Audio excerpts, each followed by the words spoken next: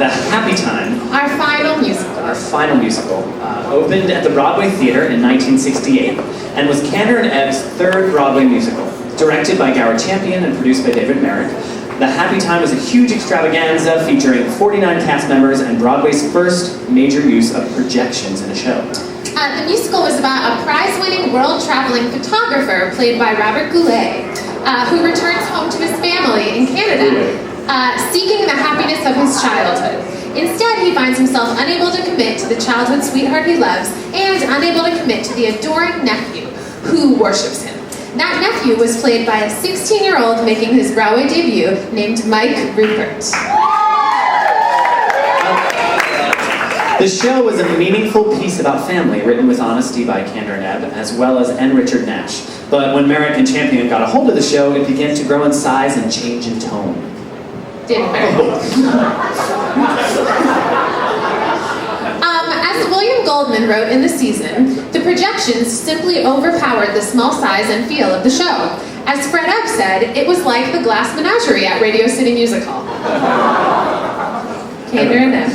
Many of the critics were up in arms with the projections because they featured cast members' faces, which they saw as entirely implausible. What would happen when understudies or replacements went on? This projections idea of Gower's would never last. That's Gower directing the kids, including, you can see Michael Rupert right there. I really wanted there to be a dramatic photo of like projections working in another show, but it was not working. I don't know. Women in white?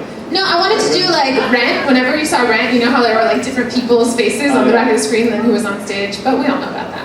The show at the Happy Time went through a ton of changes during its somewhat chaotic out-of-town tryout. As Fred Ebb said, we're playing part of one show and part of another, and the audience walks out smiling, saying, I didn't know that Robert Goulet sweated.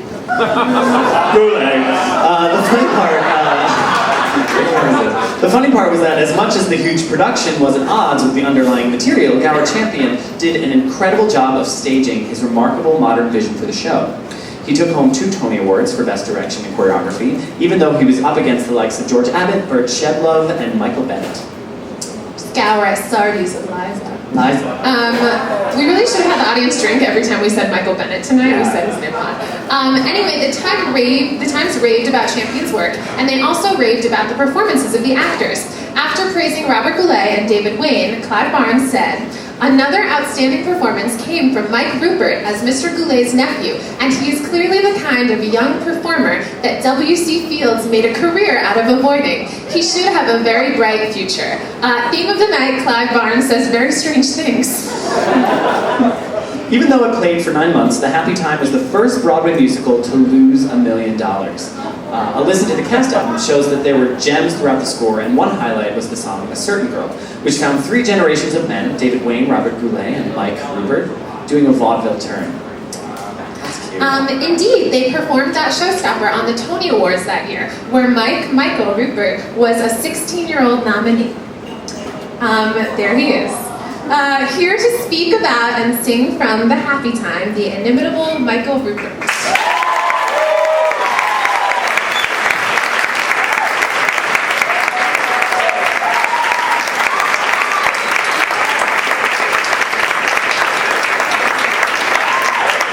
Wow.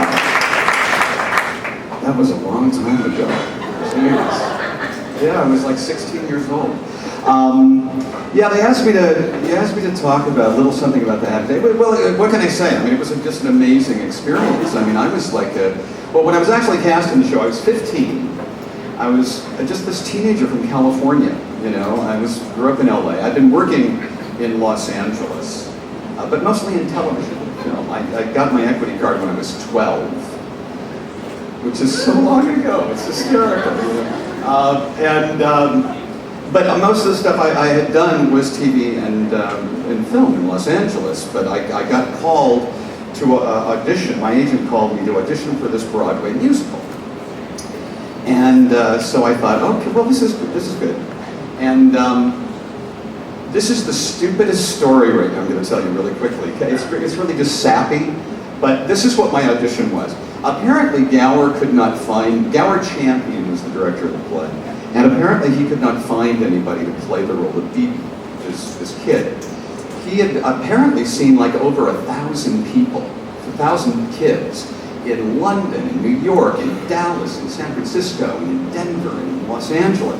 Finally, he came back to Los Angeles where we were going to rehearse the show and open at the Amundsen Theater.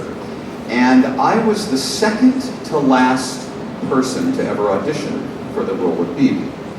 And they seemed to like me when I came in to audition for this show. And they asked me, could you just sit over in the corner? We have one more person to see. And you know, I of course as a good auditioner, I brought music and all kinds of music to be able, they could choose what they wanted to hear, And this kid came in, and they said, well, so what are you going to sing? And he said, well, I don't really have anything to sing, and I would never do this today, but there was 15-year-old Michael Rupert who offered him my music, my competition. Right? I offered him, I said, maybe there's something here you can sing, And I know it sounds really snappy, but some years later, John Kander, who was the composer, said to me, do you know that was the moment that we cast you? Because he said that was who the kid was. They knew they liked me because it kept me in the room, but the fact that I had offered this kid my music, my competition, my music, said, that's who Bibi is, So I kind of always remember that. I think it's really sickeningly sweet. It's kind of an interesting story too. And one more quickly thing, because I know this is the end of the evening and we're wrapping it up. And we need the old guy to come on last. I love that. After I hear all this good vibration stuff and everything, I can't remember the song I'm going to sing. I also, was an actor when I was a kid, not thinking I was going to continue to be an actor. Necessarily. I was making money in television in Los Angeles, and I did get this Broadway show, which was great. But I really had probably planned to be an orthodontist, and seriously. And I think it was when my mother was sitting next to me at the Tony Awards that year, and I had gotten nominated for a Tony Award. She thought, oh, shit. We're in big trouble. He's probably going to still do this. He's not going to be an orthodontist and have the white picket fence at home. That's the house in the valley. But it's great. I've been very blessed, and I've been able to continue to work as an adult in this business. It's great to be a part of the theater community here. And you people, we do this great thing here.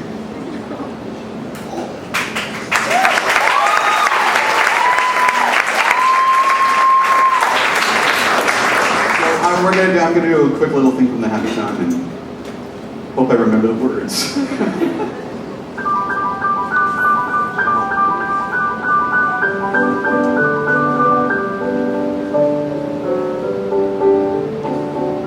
Remember a Christmas morning long ago, the frosted glass, the dancing snow, a happy time. Remember the painted horse, the carousel, the chocolate kiss, the caramel, the happy time.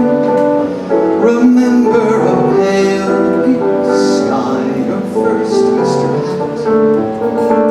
And if you should ask me why, the reason I ask you this is that I want to remember you, remembering the happy time.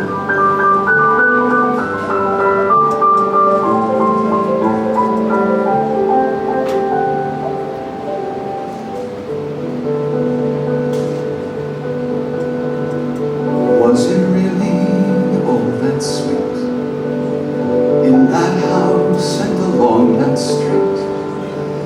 Memory clouds in 1,000 ways, walking among my yesterdays. Did it happen? Was it real? Eyes can see what the heart can feel.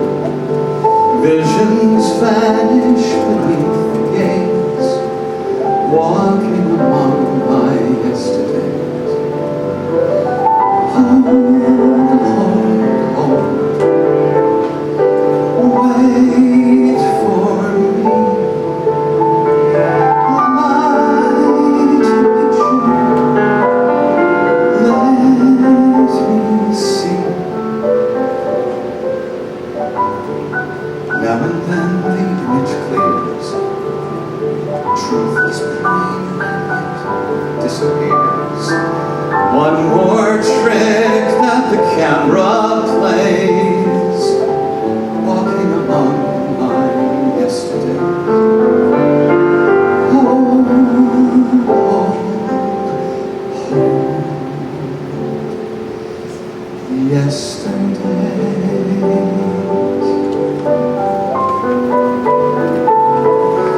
remember